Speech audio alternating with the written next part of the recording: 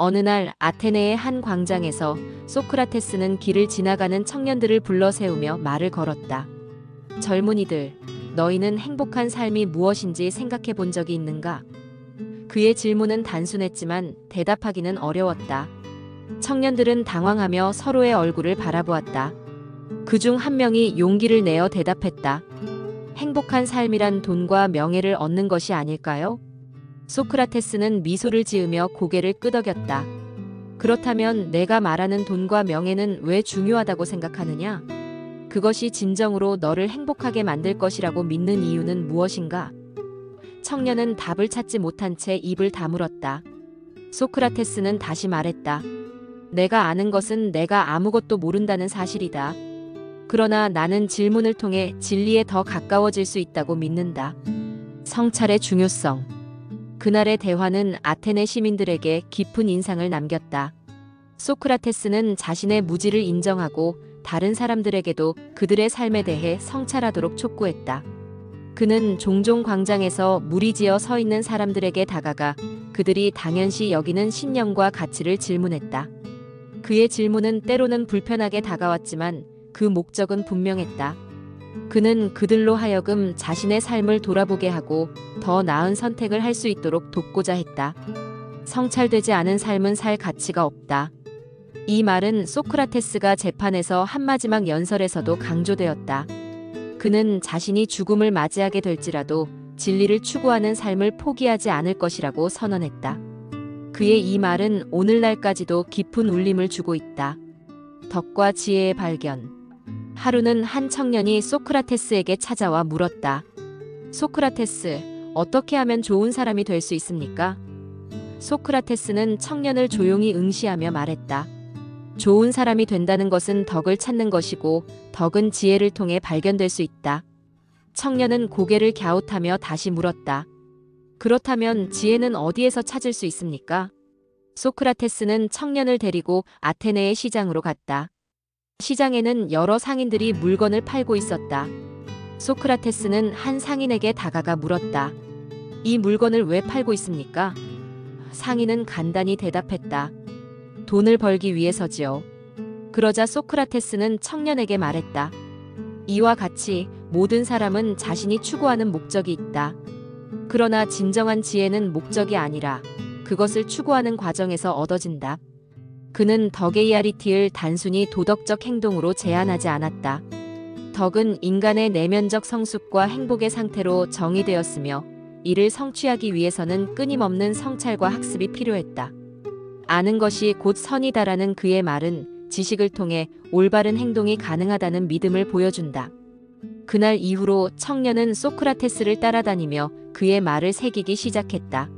소크라테스는 청년에게 실천의 중요성을 강조하며 말했다. 진정한 지혜는 단지 머릿속에서만 끝나는 것이 아니라 그것을 삶 속에서 행동으로 보여줄 때 완성된다. 죽음을 대하는 자세. 소크라테스가 재판을 받던 날, 그는 차분하게 법정에 섰다. 그의 재판은 단순한 형벌의 결정이 아니라 그의 철학과 삶에 대한 심판이었다. 그에게 주어진 선택은 두 가지였다. 철학을 포기하고 살아남거나 철학을 고수하고 죽음을 맞이하는 것이다. 소크라테스는 주저하지 않고 두 번째를 선택했다. 그는 법정에서 이렇게 말했다. 죽음이 무엇인지 우리는 알지 못한다.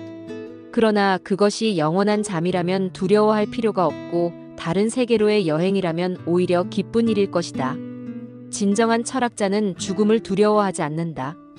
그의 이러한 태도는 아테네 시민들에게 큰 충격을 주었다. 그는 죽음마저도 성찰의 대상으로 삼으며 두려움보다는 지혜를 추구했다. 그의 마지막 말은 법정을 떠나면서 남긴 경고였다. 성찰 없이 살아가는 삶은 고통스러울 것이다. 그 후로도 그의 제자들은 그의 철학을 기억하며 죽음 이후의 삶과 지혜에 대해 끝없이 논의했다. 소크라테스의 삶과 죽음은 그들에게 무언의 교훈이 되었고 그의 말은 철학적 유산으로 남았다. 대화와 공동체의 성장. 소크라테스의 철학적 대화는 단순히 개인의 성장에 그치지 않았다. 그는 대화를 통해 공동체 전체가 도덕적이고 지혜롭게 변화할 수 있다고 믿었다. 어느 날 그는 한 정치인과 대화를 나누었다. 정치인은 자신이 도시를 위해 많은 일을 했다고 자부하고 있었다. 소크라테스는 그에게 물었다. 내가 말하는 그 많은 일이 진정으로 도시를 위한 것이었는가? 아니면 너의 명성을 위한 것이었는가? 정치인은 화를 냈지만 결국 그의 질문은 정치인에게 깊은 성찰의 기회를 제공했다. 소크라테스는 대화를 통해 상대방을 논박하거나 설득하려 하지 않았다. 그는 단지 진리를 함께 탐구하고자 했다. 이러한 태도는 아테네 시민들 사이에서 점차 큰 영향을 미쳤다. 그는 대화 상대를 동등한 철학적 동반자로 대하며 서로가 성장할 수 있는 기회를 제공했다. 소크라테스는 또한 철학을 통한 교육이 개인의 도덕적 책임을 일깨울 수 있다고 믿었다. 그는 젊은 세대가 단순히 부모 세대의 신념을 수용하는 것이 아니라 자신만의 가치관을 구축하도록 돕고자 했다. 이는 그의 철학적 대화에서 특히 두드러졌다. 그는 질문을 통해 상대방이 스스로 답을 찾도록 도왔고 그 과정에서 그들 역시 성숙할 수 있었다. 현대 사회에 주는 교훈. 오늘날 소크라테스의 철학은 여전히 우리에게 중요한 가르침을 준다. 우리는 빠르게 변화하는 세상 속에서 종종 자신의 삶과 가치를 돌아볼 시간을 가지지 못한다. 그러나 소크라테스는 우리에게 말한다. 성찰을 통해 너희의 삶을 스스로 설정하고 진정한 행복을 추구하라. 또한 그의 대화법은 서로 다른 의견을 가진 사람들 간의 소통과 이해를 촉진하는 데 필요한 태도를 보여준다. 소크라테스의 질문은 단순히 답을 찾는 것이 아니라 서로의 관점을 이해하고 새로운 통찰을 발견하는 데 목적이 있었다. 소크라테스의 철학은 오늘날에도 기업의 리더십, 교육, 윤리적 문제 해결 등 다양한 분야에서 응용되고 있다. 그의 대화법과 성찰의 중요성은 복잡함. 소크라테스는 단순한 철학자가 아니었다. 그는 자신의 삶과 철학을 통해 인간 존재의 본질과 삶의 목적을 탐구했다. 그의 가르침은 시대를 초월하여 오늘날에도 우리에게 깊은 영감을 준다. 소크라테스는 우리에게 질문을 던지고 스스로 답을 찾는 과정을 통해 자신의 삶을 풍요롭게 만들라고 권한다. 그의 말을 빌리자면 성찰되지 않은 삶은 살 가치가 없다. 이 가르침을 통해 우리는 진정으로 가치 있는 삶을 추구해야 할 것이다. 소크라테스가 보여준 삶의 태도는 단지 과거의 철학적 사색에 그치지 않고 오늘날 우리가 직면하는 도전과 선택에도 여전히 유의미한 해답을 제시한다. 우리는 그의 가르침을 통해 자신을 돌아보고 보다 풍요롭고 지혜로운 삶을 추구할 수 있다.